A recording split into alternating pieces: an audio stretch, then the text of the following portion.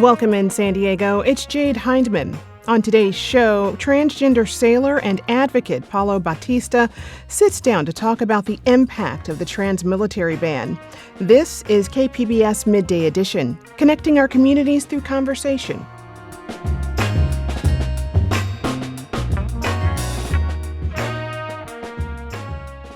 Earlier this month, the Supreme Court cleared the way for the Trump administration to ban transgender troops from serving in the military.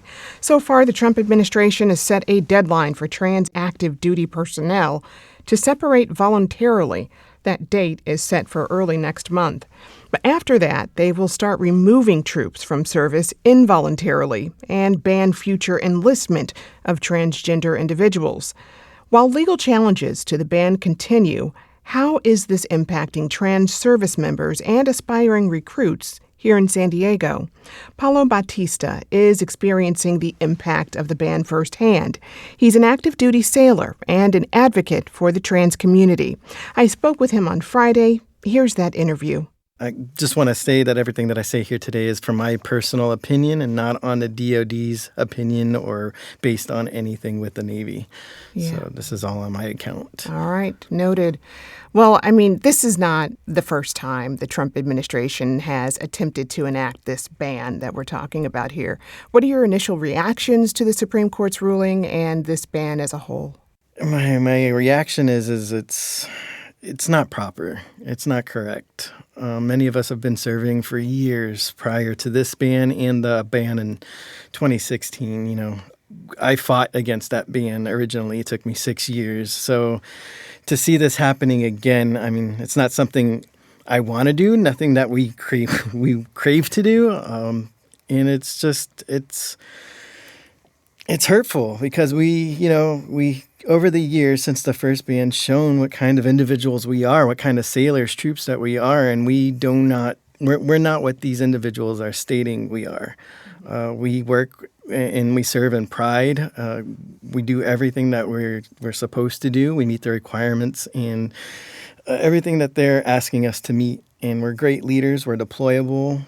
We're doing everything that we're supposed to be doing. So it's hard for us, many of us, especially individuals who went through the first ban. It's exhausting. So, yeah. But as you alluded to earlier, I mean, you've seen a lot of policy change and a lot of policy shifts over the years under different presidential administrations, from Don't Ask, Don't Tell to the current trans military ban.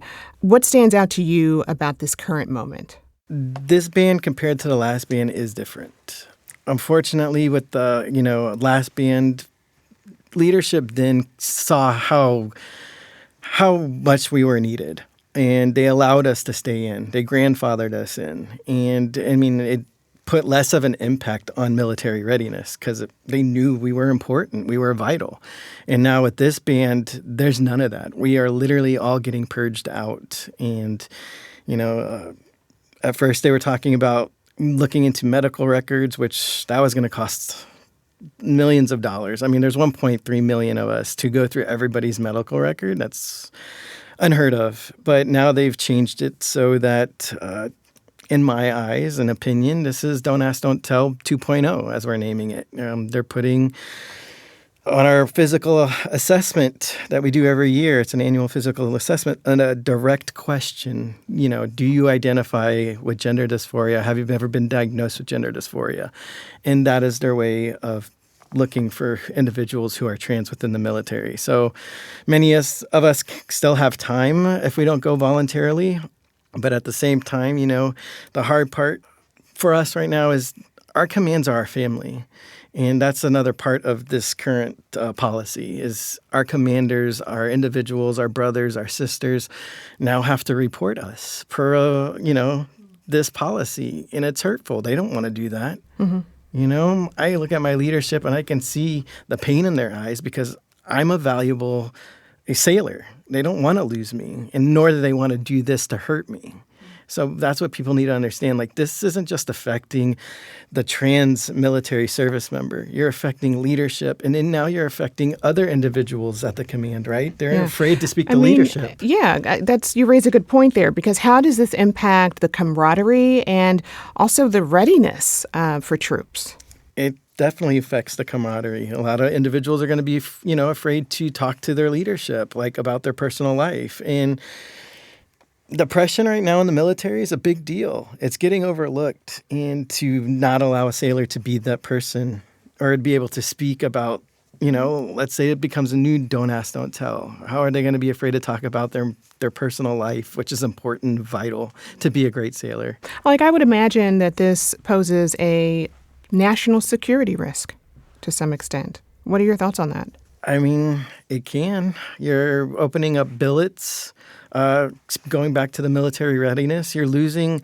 We're not just junior enlisted. Let me make a point here. We are officers. We are top leadership. We run departments, ships. Some of us run commands. Mm-hmm. To lose that, you're affecting multiple individuals. Now other people have to pick up those positions, and you're going to have billets that aren't covered. So yeah, that hurts national security. There's nobody filling those spots. So who's going to cover down? Who's going to take over those positions? You're putting more work on other individuals, taking away from their personal life, putting stress on their personal lives at home, because now they got to cover more hours, more duty time. This stuff isn't just covered. We do more than just sit at a desk. Yeah, right. You've had such a long journey in this. Like, why'd you want to join the military? Honestly, I was inspired by my adopted brother. When I was younger, my father adopted a son that I didn't get to grow up with, unfortunately, but he inspired me. He was in the Air Force. He did 20 years, and my father was a first-generation immigrant, and he thought this would be great for me. He saw how great it was for him, and he inspired me to do it in high school, and I did that over 20 years ago. I did 4 years of it, but at the time, my dad got sick. He suffered long-term cancer effects, and he suffered a severe stroke after an open-heart surgery, so I had to make it wasn't even a decision. It was, I'm taking care of my father. He took care of me. I'm going to give up this is my time to take care of him. And that's what I chose to do rather than go into the military. But after he passed away, I decided to make a choice. Either I was going to enlist. Unfortunately, Don't Ask, Don't Tell was still existent at that time. So I was going to have to hide myself, or do I take this opportunity and navigate and transition to my authentic self? I transitioned in 2009. Mm-hmm. And, it was going to be a big journey either way, right? So I decided to travel that and find pathways to help other individuals transition at the time, hoping that eventually the policy would change, which it did. But policy takes time in the military. So I continued my transition, and I was hoping there'd be a follow-on to allow, trans people to serve, which it did. Mm-hmm. Obama gave us that opportunity, and that's when I started. I started my enlistment at that point. But unfortunately, there wasn't instruction on how to properly enlist trans individuals at the time. Yes, we were allowed, but medical always wants instructions. That's how the military works. Mm-hmm. And if it's not clear, it makes it hard. And it took, it was a long process because they were just going back and forth. And by the time that we made movement, unfortunately, a new administration decided to make the prior trans ban. So that threw everything that I worked hard for about 2 years out the window. And it was a battle. I fought, I kept fighting, reaching out to recruiter after recruiter. Nobody wanted to come back, even though there wasn't a ban technically. It sounds like there were a number of challenges. Can you talk more about the biggest challenges to enlisting as a trans individual?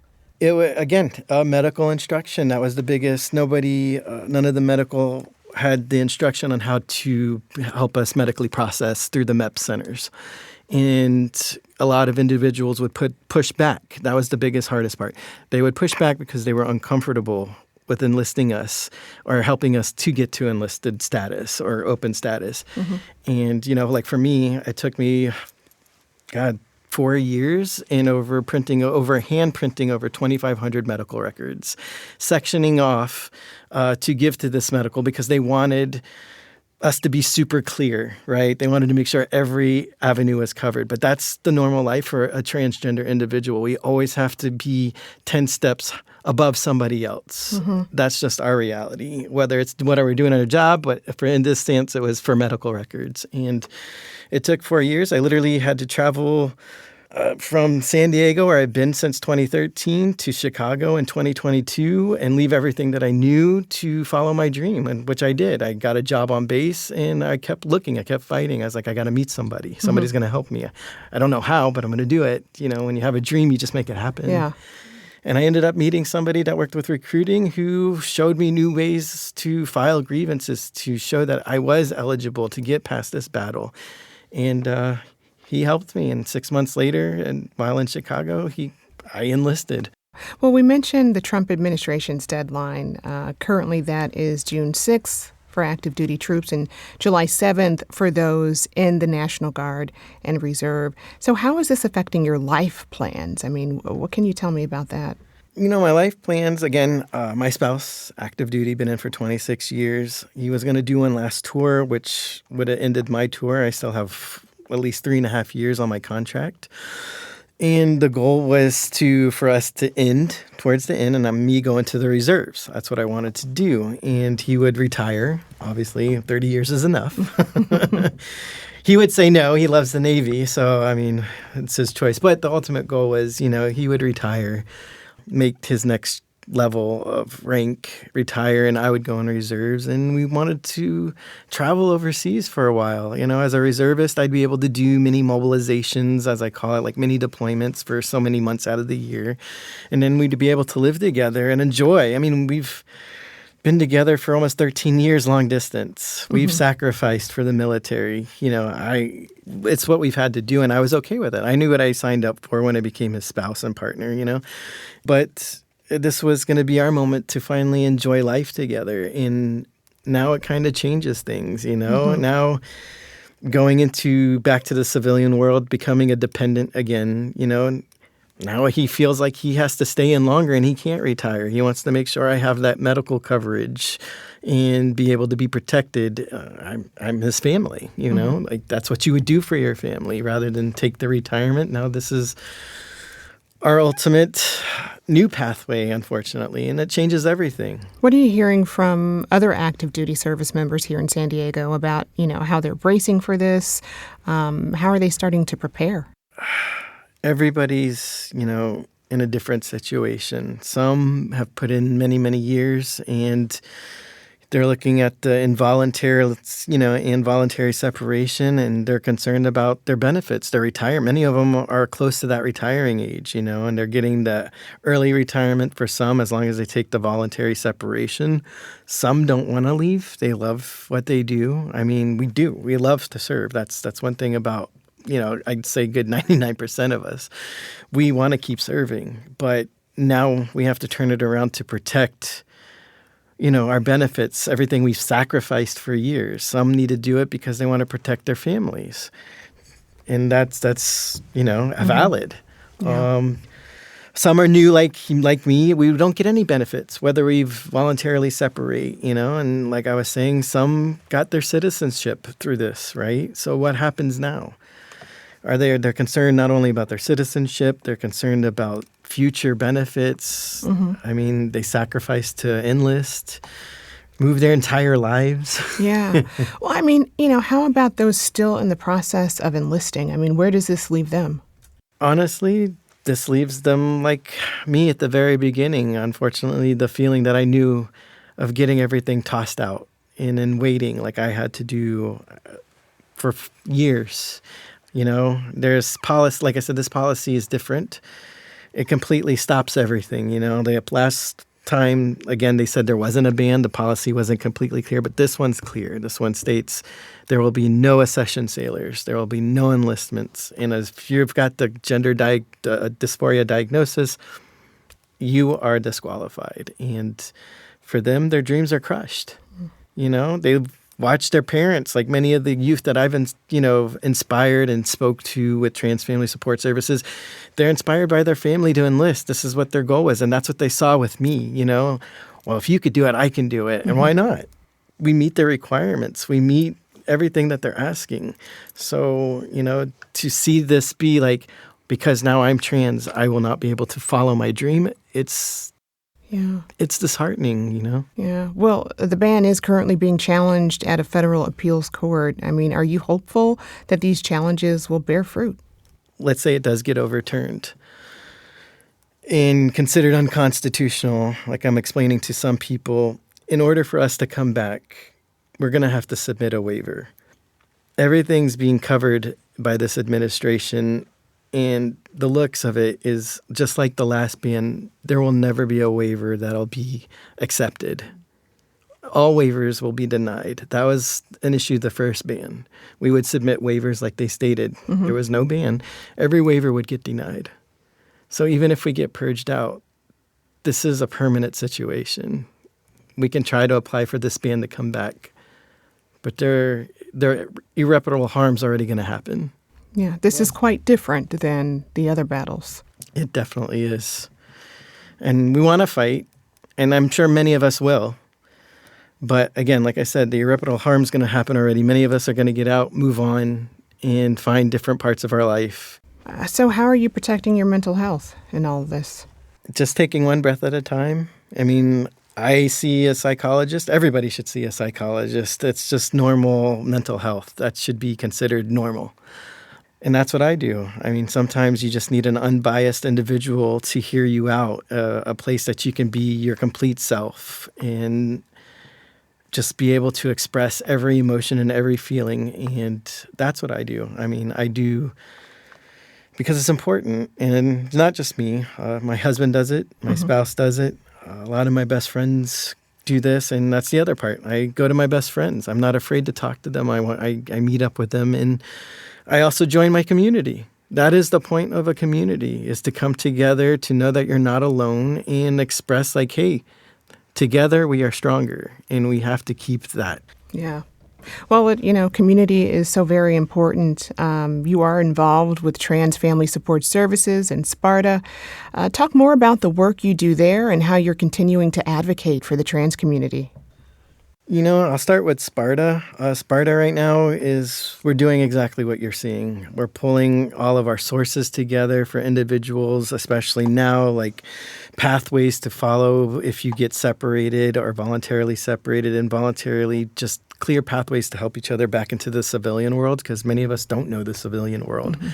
Mm-hmm. So we're giving those kind of sources, how to write resumes, while also, pushing with the lawsuits that we have, making sure those are supported as well, and making sure everybody has this availability, because it's going to be vital right now. And making sure that they also have pathways to have the mental health available for this, to keep positive, to keep the hope, because many are they're going to close up, Mm-hmm.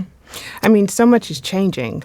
Every day. Every day. It's a new, almost every week there's something new changing. So that has to be available and ready. And that's what Sparta does, especially for even the future, what we call future warriors. Like, they need that help too, because they were putting their entire life, many left their jobs because they were told that they were going to leave on a specific date. So they left their jobs, they left their life, they put everything in the back burner. So now they need that kind of support. Mm-hmm. And then, we work hands in hands with Trans Family Support Services. I mean, that's what good nonprofits do. And, Trans Family, we're supporting parents kids were going to go do this.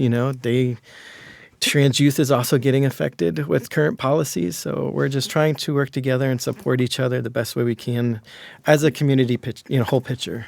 Well, as you stay on the path of this marathon, what can the community do to support and show, I would say allyship, but that sounds so transactional. So I'll say, what can the community do to partner in this fight? And I'm glad you asked that question. A lot of people don't. And it's very vital for the community, because for some reason, many people think the transgender community is this vast community that there's millions of us, and there isn't. There's a very small number of us. We are literally, at least with the military, barely 1%, right? And that's even in the outside community, we're barely meeting a 1%. So our voice, it can only be heard to a certain factor. So our allies who can speak for us to get the correct information, to tell and educate others, because the fear is because people aren't educated. They don't know the real truth. So if you can speak for us, give the truth and the facts, that's the best way that you can support us. Being an extra voice for us, help us amplify who we are and the truth of our existence, in that we are just individuals living authentically. And at least for the military individuals, we are just individuals who are great leaders that just want to serve. And that's what we were doing. We've been doing it for years, and just, support us that way and speak for us when we can't speak. I've been speaking with Paulo Batista, active duty sailor and board member of Sparta and Trans Family Support Services. Paulo, thanks so much for being here. Oh, no, I'm grateful that you allowed me this opportunity. Thank you for inviting me.